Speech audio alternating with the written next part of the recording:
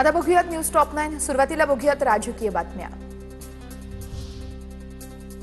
मुंबई महाराष्ट्रामध्ये मराठीचा आग्रह हा काही चुकीचा नाहीये। ज्या रिक्षा टॅक्सी चालकांना मराठी येत नाहीये त्यांना मराठी शिकवू, यावरून मात्र विवाद नकोय अशी सरकारची भूमिका आहे। रिक्षा टॅक्सी चालकांवरील मराठी सक्तीवरून मुख्यमंत्री देवेंद्र फडणवीसांचं वक्तव्य।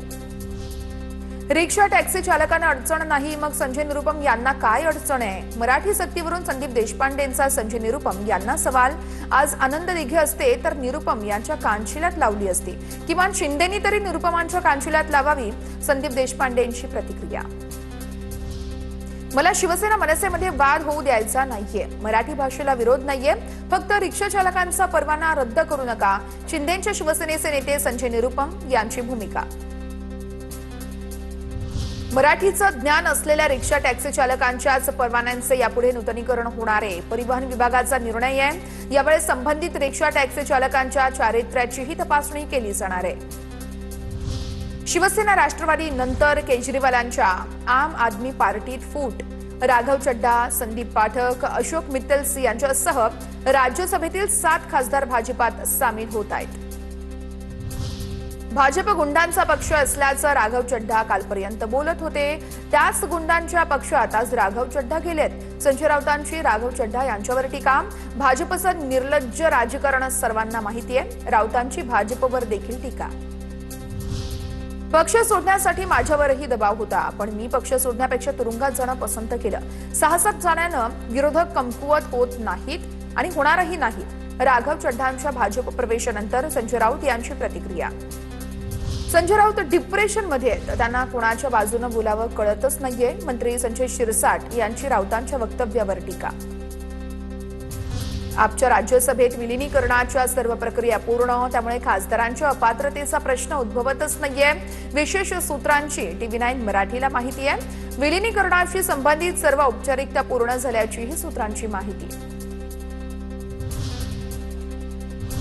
पाहुयात टॉप 9 मोठ्या बातम्या।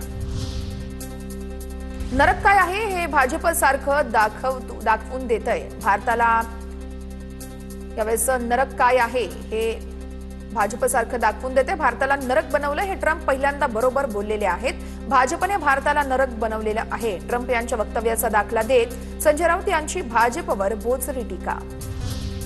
मुख्यमंत्री देवेंद्र फडणवीस आज धुळ्याच्या शिरपूर दौऱ्यावर आहेत। मुख्यमंत्र्यांच्या हस्ते विविध विकास कामांचं उद्घाटन होणार। RC पटेल फार्मसी कॉलेजमध्ये सभेचं आयोजन।